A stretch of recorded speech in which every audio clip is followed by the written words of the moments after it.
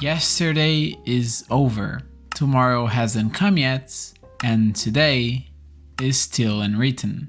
That's the heart of our unwritten soul. It asks you, if you were at rock bottom and had the chance to swap lives with someone else, would you? Because for twin sisters Mi-rae and Mi-rae, that's not hypothetical. They've been doing it their whole lives. They've always switched places whenever they needed to, for exams, for school, for attending something, for dealing with someone. And now they'll trade places again. But this time, what starts as survival and rest turns into something much more. Discovering who they really are and coping with trauma. So we follow Mi-rae, who's 30 years old but never worked a proper job. She hasn't yet fully blossomed into adulthood. And we see her take her sister's place when they pretend to be each other and live each other's lives in a major company. A shit one, that's for sure, because Mi-rae, her twin sister, has been suffering work abuse for a long time now. Everyone looks at her with indifference, she was sexually assaulted by a higher-up, and all the work is given to her. That's what got Mi-rae in this depressed state she is, and so Mi-rae is here to cover for her. In the meanwhile, we see Mi-rae, living on her cheerful sister's skin, but deep down falling depressed. Yet she goes to work in a strawberry farm, a corporate woman that's never been into agriculture, working in a strawberry farm. And from this point on, the story starts developing and starts showing the true core of this drama.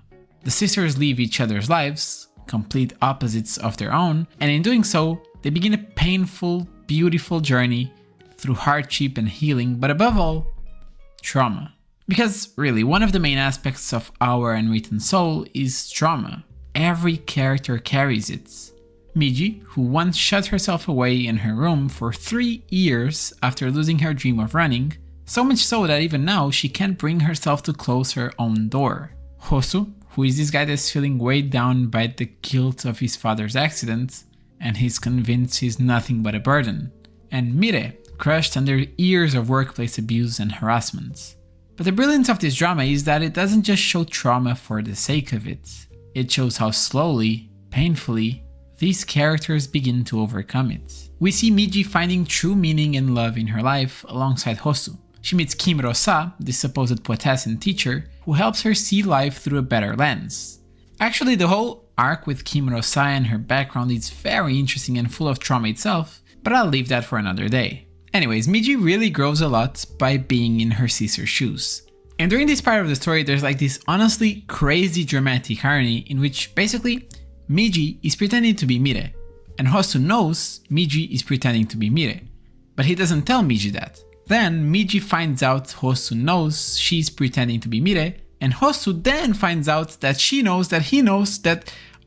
Anyways, it's actually wild, but that's really not the point here. All of this is very well done, but the actual point I want to talk about is that she also has to deal with this shitty company. Mi-rae, I mean. And she somehow gets even more involved than Mi-rae was.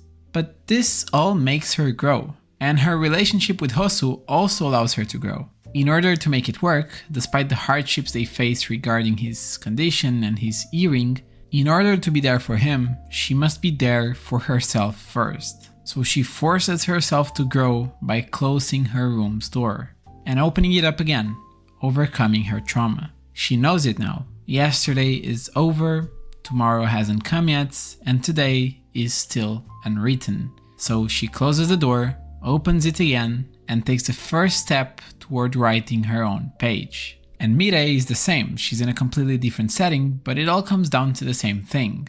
She's slowly starting to like Se-jin, who is the strawberry farm guy, but was actually a rich guy from Seoul that did investments and stuff. And actually, that stuff, that's what Mi-rae wanted to do herself. She actually followed him. So she's finding and going back to her true passion, not that terrible workplace she was doing, but what she actually truly loved. And at the same time, she's finally feeling a bit more accomplished. The strawberry farm is a perfect example. She's working on it and is slowly learning the satisfaction of finishing what you start, of growing something with your own hands and getting rewarded for it, of following what you really love instead of what would be the expectations for you. And let me just talk about this couple, Mi-rae and Se-jin, because honestly, they're my favorite.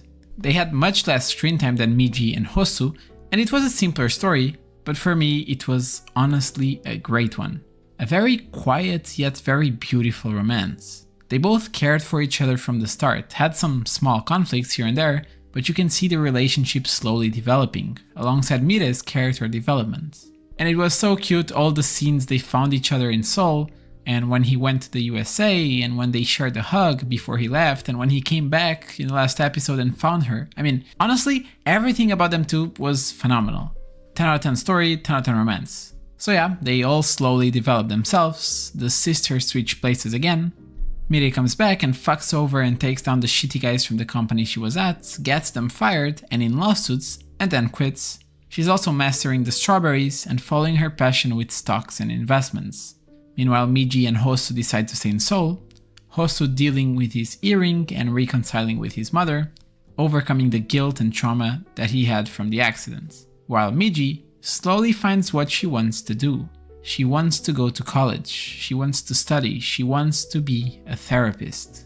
Because she's been there, she was in the trauma, she was at rock bottom, and she wants to be able to be there for people like her. She wants to help others and prevent trauma from getting to them. So what this K-drama really teaches you is to find your true meaning, to self-discover yourself and do what's best for your own life, to live it as you really wish to.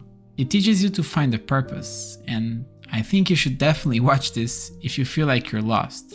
But its most beautiful message always comes back to this quote: "Yesterday is over, tomorrow hasn't come yet, and today is still unwritten." What this really means is, yesterday has already gone by, so it's not worth it to dwell on it. Tomorrow isn't here yet, so don't lose yourself thinking about the future. What you really have is today, blank and written, waiting for you. The pen is in your hands, you just need to choose what to write on the page, because our lives aren't like a book that we read from. They're actually a notebook that we write into.